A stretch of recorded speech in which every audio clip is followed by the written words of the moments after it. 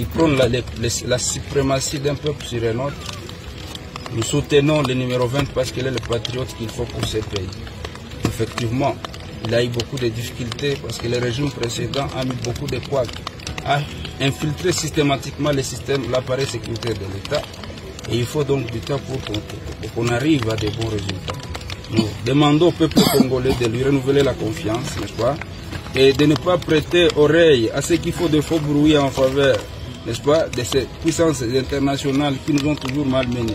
Les mêmes puissances qui ont tué Lumumba, les mêmes puissances qui ont tué Laurent Désiré Kabila, les mêmes puissances qui ont tué Simon Kimbangu, Kimpa Vita, ce sont les mêmes puissances qui soutiennent, n'est-ce pas, le candidat numéro 3. Le Rwanda qui nous malmène depuis plusieurs décennies, c'est le Rwanda qui fait des space sur Twitter.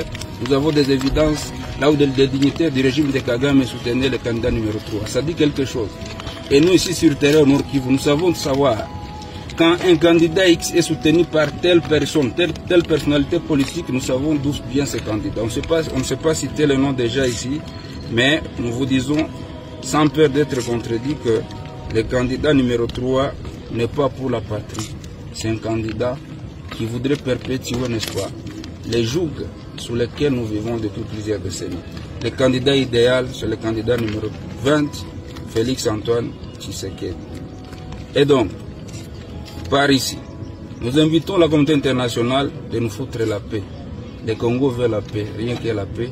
Et tout ce dont ils ont besoin, ils peuvent les avoir sans nécessairement verser le sang des innocents. Qu'ils viennent signer des accords, des contrats gagnant-gagnant avec la République, n'est-ce pas?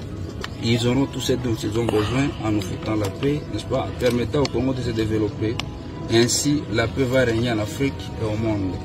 Ne pas agir dans ce sens, c'est vraiment vouloir amener le Congo ou la région des Grands Lacs ou l'Afrique à vivre l'hécatombe. Et là, on ne va pas baisser les bras. Nous allons nous battre jusqu'à ce que Jésus revienne sur cette terre. Et donc, nous demandons au gouvernement de demander à tous les citoyens congolais d'être des Ouazalènes, des réservistes. D'ailleurs, comme il y a un programme d'attribution de cartes d'électeurs